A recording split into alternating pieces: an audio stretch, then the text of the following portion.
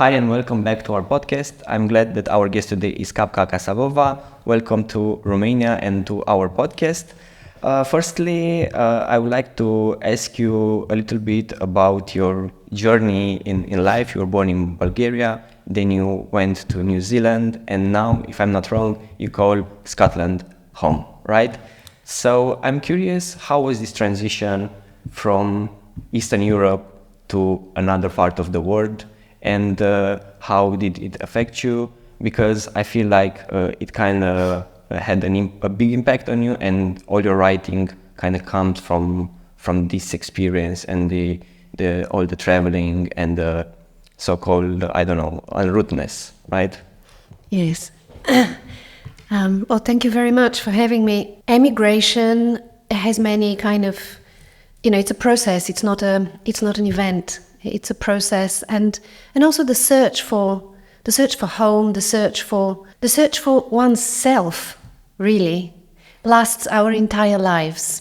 And I think this is really what my work explores. At the beginning, it was exploring uprootedness in a more kind of explicit way. In the early years of emigration in New Zealand, and in the poetry that I wrote, in the first fiction that I wrote, which now feels like another lifetime. We can have many lifetimes in this life. And then this kind of exploration remained geographical, because really place is the great love of my life. Places are the great relationship of my life. But the exploration became, I think, more of a return, a kind of search for a return to the source, whatever that is. And Border was going to be a one-off book, published in Romania as Frontiera. But it became 4 books, it became the first in the quartet. And I think, looking back now on this body of work, I spent 10 years on this quartet. Each book is a kind of a return, but on different terms. And Border was a return in a very obvious way, a return to the Iron Curtain of my childhood. Yeah, but before Border, as you said, you have written poetry, novels, and I have read some of your poetry, and a verse really stuck with me. It says, "Imagine my life as a city." So it really shows that place is an important theme for you. And I was curious if writing helps you in this process of migration, of getting to a home or to returning to a source. Is there the source of your writing, trying to find your place in the world? It helped you writing in this process, maybe? Well, writing, like all the arts, is a kind of, I think in its highest form, a kind of alchemy. It's an alchemical process in which everything is changed, Substances are changed, you are changed, your environment is changed. It's the holy grail of art, to go through a transformation. And I think writing, yes, it has a therapeutic value for that reason, like all the arts. And therapeutic simply means changing you and also changing others, hopefully in a positive way. So yes, writing, and in particular writing in that kind of, place-specific way. For me, places have been the key, because tuning into a place allows me to also hear its voice and kind of disappear into it. I love to disappear into a place. And yes, that line from the poem was, I see my life as a city, and I want to be a tourist in the city of my life. These days, I don't spend much time in cities. That was an earlier kind of, I think, an earlier stage of life. Exploration of an urban environment. I wrote a book about tango, and tango is very much an urban dance. Yeah, exactly. The music of the urban, the displaced and the urban immigrant. Yeah. It's also a style of dance that traveled right? So it's marked by this trajectory from one part of the world to another. But also before Border, you have published a book, Street Without a Name. And what I found very interesting about that book, it's how it was received in Western Europe. So I have read a review in The Guardian, and in the conclusion, the author said that you have painted a rich but honest picture of a small, very beautiful, endlessly fascinating and sometimes violent country. So I found it very interesting how it portrayed your return to Bulgaria in that book and how they saw your country of origin. So I'm curious of how do you feel in the western part of Europe as an Eastern writer? Do you feel like the Westerners are expecting some kind of stereotypical image of Eastern Europe, of Balkans from you? Do you feel like you have to fight against those stereotypes in writing these books? It's a big question. It's a big topic. And I have lived with this for 30 years now, ever since our family emigrated from Bulgaria. And I've gone through different phases, of negotiating with this question for myself, understanding. And now I simply don't think about it anymore. I don't care. I totally trust my writer's instinct, and I just follow my instinct and end up, writing books which are true to me and my life, and hopefully these places. There are so many stereotypes, about Eastern Europeans, the Balkans, in Western Europe. It's true, and they exist. And again, we can't really generalize and say the West, because, say, British readers are different from Italian readers, and French readers, and German readers, or Austrian readers.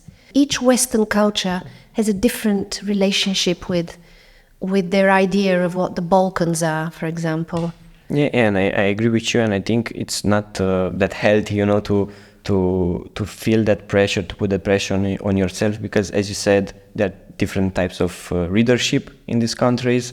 So I think if you gone past that, it's maybe for the best. And I feel like your Vartet is in a way a proof of this. Like, you're free of all these ideas, you're free to discover the reality on the terrain, and this gets us to the border. I'm very curious, what drew you to this concept of border, of these hybrid zones between nations and countries? What attracted you to research this topic and to go to all these places? Well, first of all, it was an emotional kind of emotional reason, and that was growing up behind the Iron Curtain and being very aware of the border, which was, even the word really was taboo. Granica. The word granica was a very loaded word, and you didn't talk about it. And of course it's not just the border, it's the whole militarized zone, the whole militarized culture, and the entire, I suppose, the culture of sort of propaganda and separation that pervades, Iron Curtain mentality. So that was a formative experience. My childhood, behind the Iron Curtain, our generation, I was born in 1973. Our generation was the last to grow up behind the Iron Curtain in Eastern Europe. We sort of became teenagers just when the Berlin Wall came down. Yeah. We were the last ones. So I was always going to have to explore my border. It was a question of how to approach it and whose story it was going to be, and did I have the courage to face this enormous sort of subject, these places where I've never been before. The second motivation was, I would say, my kind of story hunting instinct, that I felt there were lots of stories that are untold, And so I just followed the trail. I've always liked peripheries. I don't know, I think peripheries, what is a periphery anyway? That's, something that's explored in this quartet of books. What is a periphery? A periphery is its own center. If you really get to know it, if you become a part of it. And so the journey began. Talking about the journey and the stories, it was hard to convince the people that you have encountered in these areas to open, to tell their stories. Were they, resilient with this idea, maybe? No, people were quite quite open, and in peripheral places where people are kind of forgotten by the center, left to their own devices. There are many places like that in Europe, especially in our Europe, a lot of forgotten places and people. They just have to survive as best they can.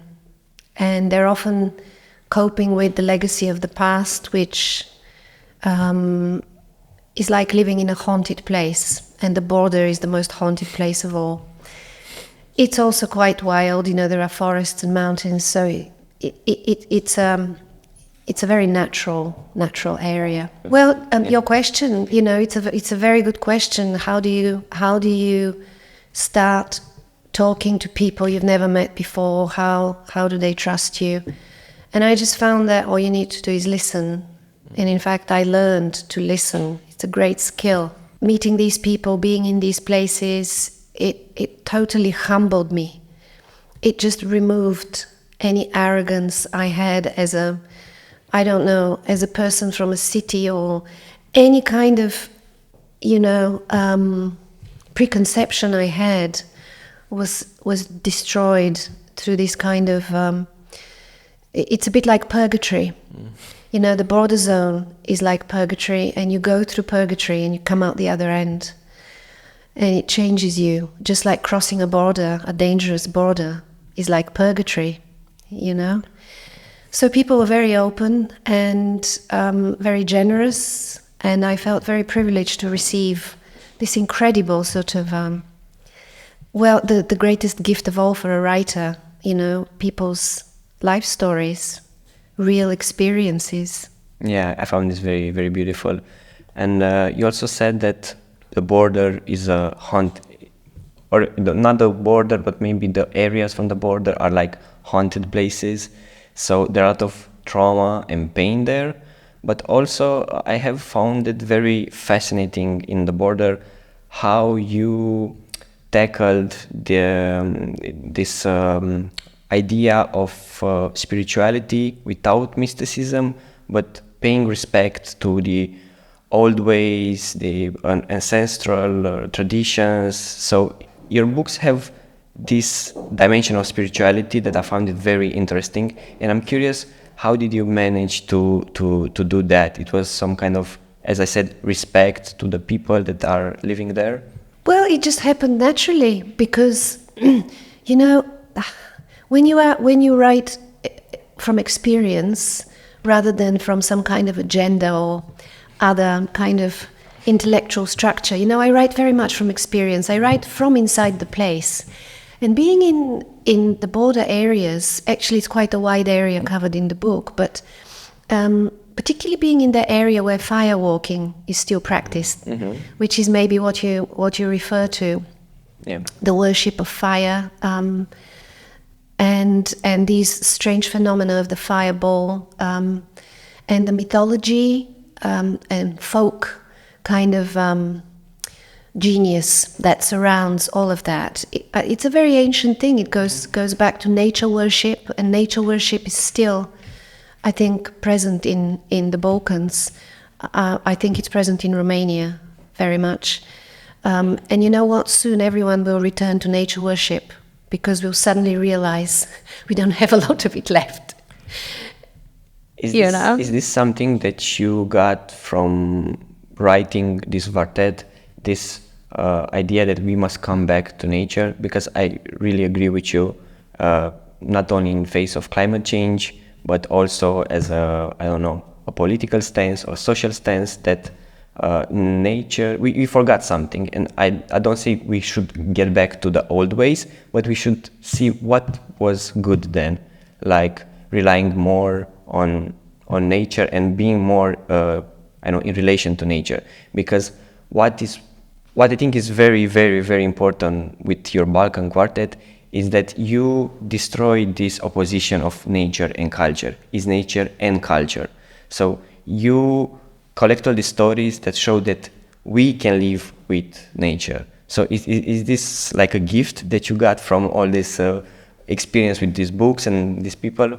Oh yeah, I mean, it just completely, of course, how I've been so lucky and so privileged, and Border was kind of a world in itself, but it was also a beginning. It kind of, it was like I was bitten by the bug, you know. I had to continue exploring realms, not just areas of the Southern Balkans, but what I felt was realms, sort of worlds in themselves, culturally and naturally. After the Border, you have written a second book in this quartet, To the Lake. And my question is this a more personal book than the Border? Because all seem personal to you. As you said, they're coming from your experience. But as I have read, the area that you explore into the lake is the original place of your grandmother, right? And it's a lot of important discussion there about pain, how we inherit pain, how we deal with this legacy of pain. So is this the most personal book in the quartet for you? It was harder to write about all these things?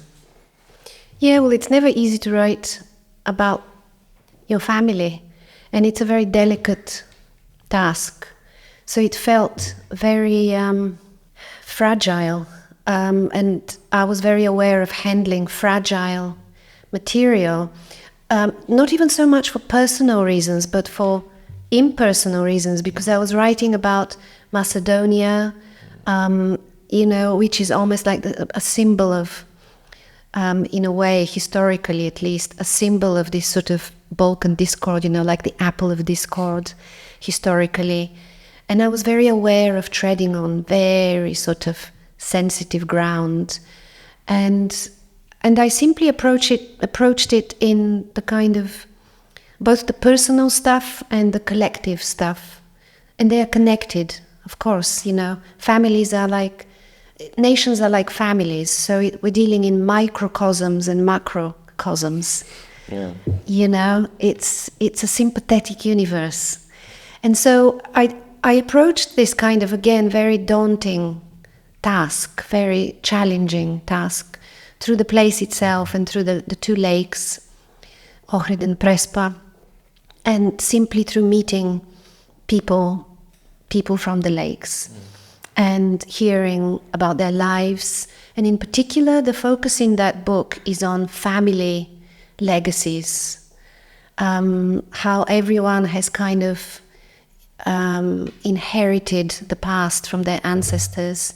And in that region, a lot of the past revolves, of course, around the lakes and that particular ecosystem, it's an exceptional place, but also around the political legacy of this triple border, 2 lakes, 3 countries, triple border.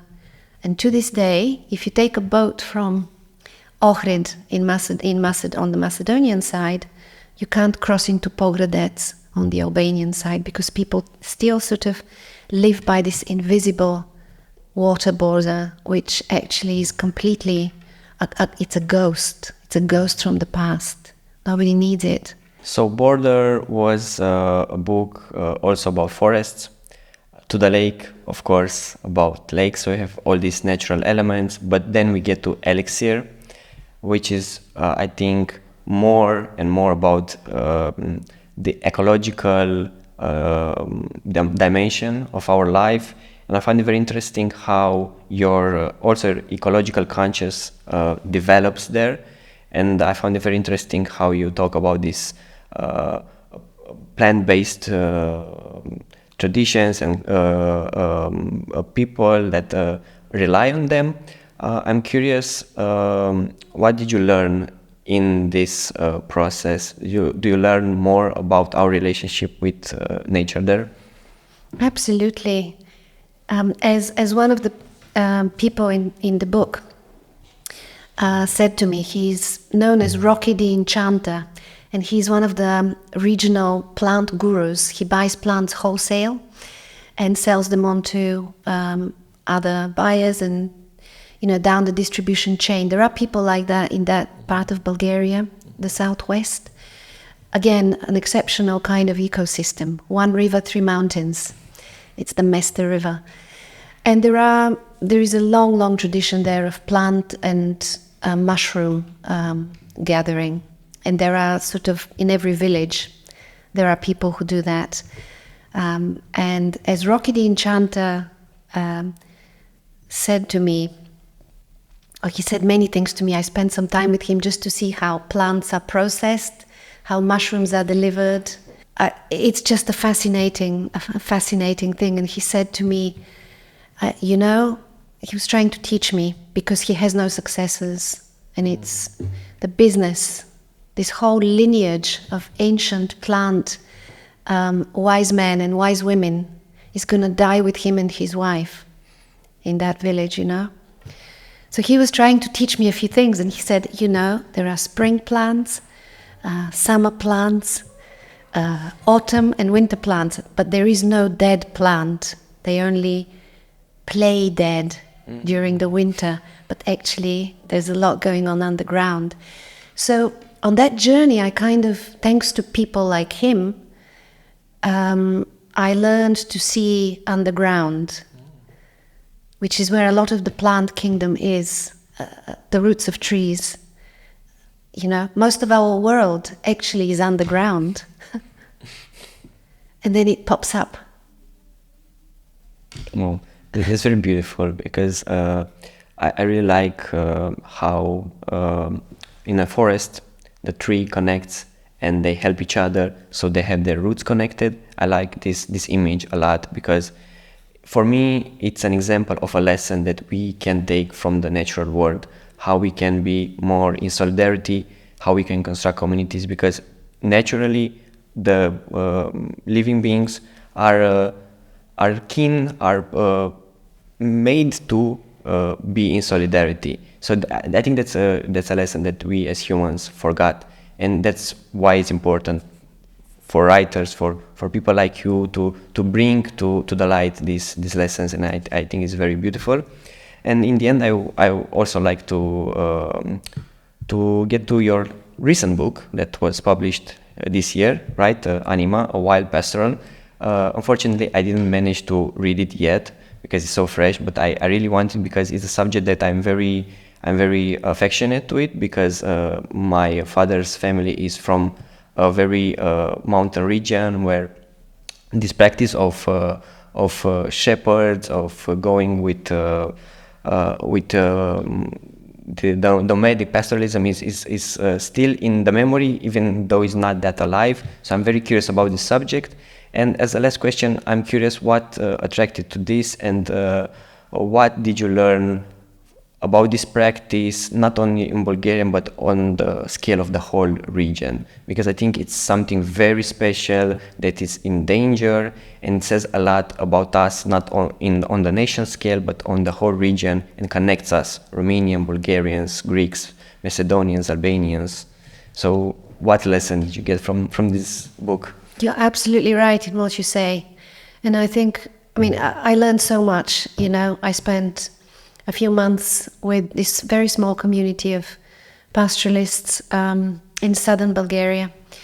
I learned so much. I learned about shepherding, actually very practical stuff. But I also learned about the history of it. And I've always been I've always been interested, who are these people moving with flocks, How do you know you're in the Balkans? Because you see a flock of sheep with a person moving across the land. And maybe two dogs, Usually with two dogs. The dogs are very important. Yeah. And I learned a lot about dogs, a lot about ancient breeds of dogs, sheep, and horses, not just in Bulgaria, but in the entire region, the Southern Balkans. It is the same thing applies to Romania. You know, Romania has, I think in Romania there are similar dogs, Caracachan. Yeah, I think so, yeah. And other old breeds Yeah. that still survive. But as you say, they are endangered.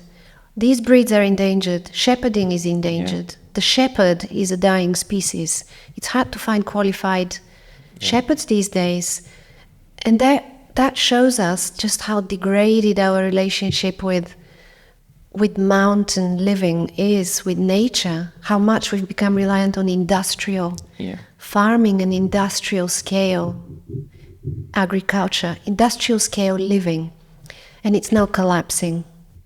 And I think we have to remember, like with the trees, you know, we have to remember our animals. We have to remember these old relationships in a new way, you know. So it's, you know, I mean, the Balkans are the home of pastoralism. Yeah. It's where it started about possibly 11,000 years ago, when the first wild sheep were domesticated by a sort of nomadic people on the Balkan Peninsula. We are the home, you know, and we have the oldest breeds of guardian dogs and grazing stock, grazing animals. I don't like calling them stock, but, you know, it's grazing animals. And actually, you know, when you experience the pastoral life, even for a short time like I did, you understand that it all comes down to relationship. You develop a relationship, of course, first of all with the dogs, and then, you know, with the sheep or the goats, and then with the whole sort of landscape. You just get to know the hillside really well, and you understand how it works together, and that when one element goes, the whole thing collapses. You just learn about interdependence. One thing I learned, which is extraordinary, I think, is that the guardian dog, the sheep guardian dog, is the only creature on earth that has 3 identities. And they are the other dogs in the pack, the shepherd, or whoever is in charge, but not in control. The human is in charge, but not in control. And thirdly, with the flock. 3 identities. And when you experience pastoralism, you develop 3 identities too. So now I'm really interested in how we can perhaps learn to identify a bit more with the non-human world, because it's our only salvation. I totally agree with you. So I think it's very important what you did there, and not only on Anima, but in the whole quartet. It's very important, it's very beautiful, and I hope more of your books will be translated, not only the border, in Romanian, in other languages, because it tells us something very important about our region, firstly. So for me as a Romanian, and I think also other Romanian readers can agree with me, it helps us to understand each other better, all the people that are living in this area. But also I think your books are very important on a global level, because, as you said, it taught us this lesson of interdependence. So each element is very important, and I congratulate you on that. It's very beautiful what you did, and I'm very thankful that you was with us today. Thank you for talking with me. It was a great discussion, and I hope that we will meet again soon. Thank you so much. Thank you.